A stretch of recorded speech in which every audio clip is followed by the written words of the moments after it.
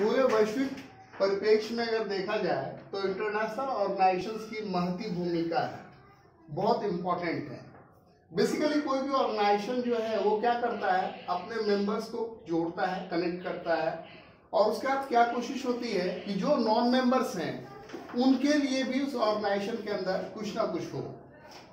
तो हमारा जो पहला क्वेश्चन है वो पूछा जाता है कि आईएमएफ का फुल फॉर्म बताइए।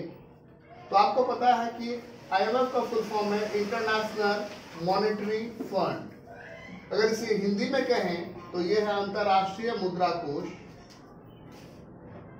अंतरराष्ट्रीय मुद्रा कोष जो है इसे सॉफ्ट लोन विंडो भी कहते हैं। मुद्रा कोष इसे क्या कहते हैं? Soft loan window.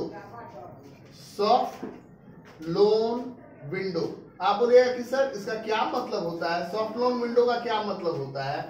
तो बेसिकली ये जो वक्त है 1944 का, 1944 का, उस वक्त सेकेंड वर्ल्ड वॉर चल रहा था और हम लोगों ने 1914 से लेकर के 1918 तक का फर्स्ट वर्ल्ड वॉर देख रखा था, जिसमें व्यापक डिवास्टेशन हुआ। सेकेंड वर्ल्ड वॉर जो है वो उससे भी ज्यादा डेंजरस था। पूरे वर्ल्ड की इकोनॉमी बैठ गई। तो पूरे वर्ल्ड की इकोनॉमी को फिर से नए सिरे से बनाने के लिए आईएमएफ को बनाया गया और आईबीआरडी को बनाया गया, international bank of reconstruction and development, अंतरराष्ट्रीय पुनर्निर्माण और विकास बैंक इसे हिंदी में कहते हैं। और इसका ईयर कौन सा है? 1944।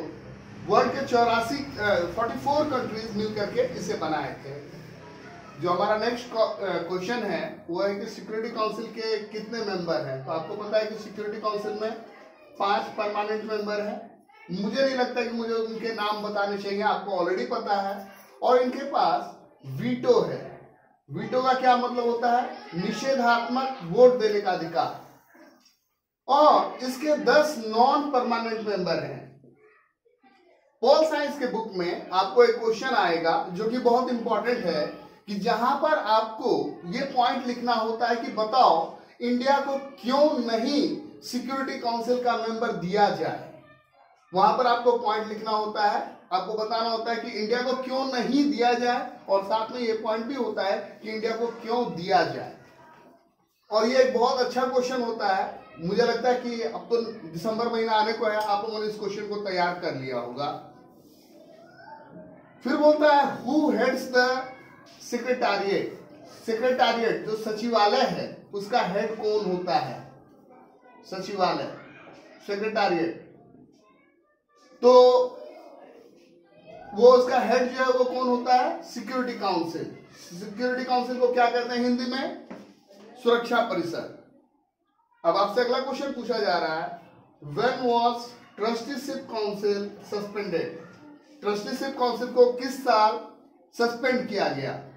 तो 1 नवंबर 1994, 1 नवंबर 1994 में इसको सस्पेंड कर दिया गया।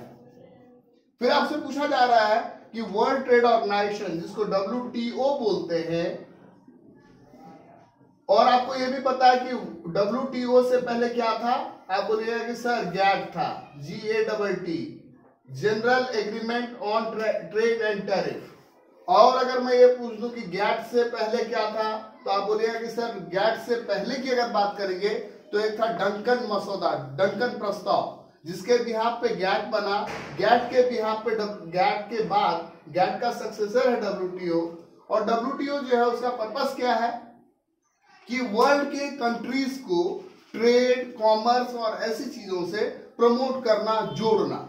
और इसकी स्थापना कब हुई है? तो बहुत रिसेंट घटना है, 1995 में। 1991 में हम लोगों ने न्यू इकोनॉमिक पॉलिसी लाई थी। और गैट का फुल फॉर्म भी यहां पर दे रखा है, general agreement on trade and tariff. General agreement on trade and tariff. Tariff तो आपको पता है, टैरिफ क्या होते हैं? वो कर होते हैं जो हम आयातित या निर्यातित वस्तुओं पर लगाते हैं।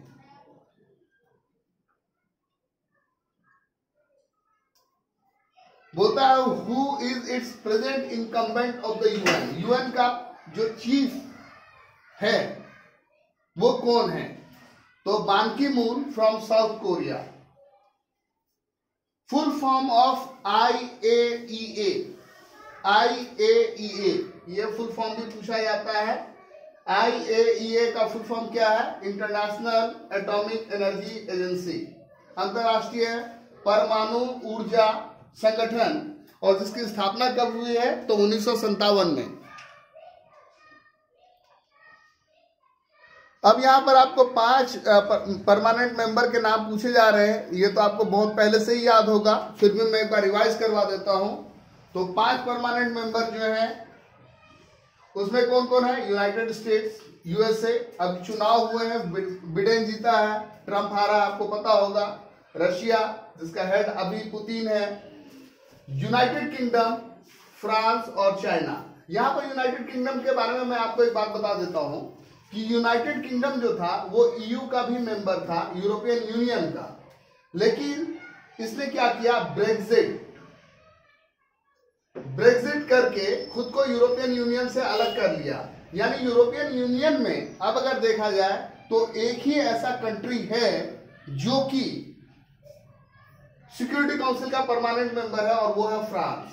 ये क्वेश्चन भी घुमा करके पूछ सकता है कि एट प्रेजेंट अभी के सिनेरियो में आप ये बताइए कि EU में, यूरोपियन यूनियन में ऐसा कौन सा कंट्री है जो सिक्योरिटी काउंसिल का मेंबर है, जो कि यूरोप से है। या ये भी पूछ सकता है कि कौन सा कंट्री हट गया। क्वेश्चन नंबर 9 हमारा क्या है? All security and peace related issues and dealt with in the security council. तो जो भी सिक्योरिटी या पीस से रिलेटेड है, शांति और सुरक्षा से संबंधित मुद्दे हैं, वो सिक्योरिटी काउंसिल में डील किए जाते हैं। ये बात बिल्कुल सही है। और बोलता है कि इजराइल ने लेबनान पे किस साल में अटैक किया था? तो इजराइल ने लेबनान पे अटैक किया था जून 2006 में। तो इस तरीके से हमने क्विक रिवीजन किया 10 क्वेश्चन का। अब आगे आपको बताएंगे, उसमें और भी इससे ज्यादा भी क्वेश्चन होंगे। Thank you.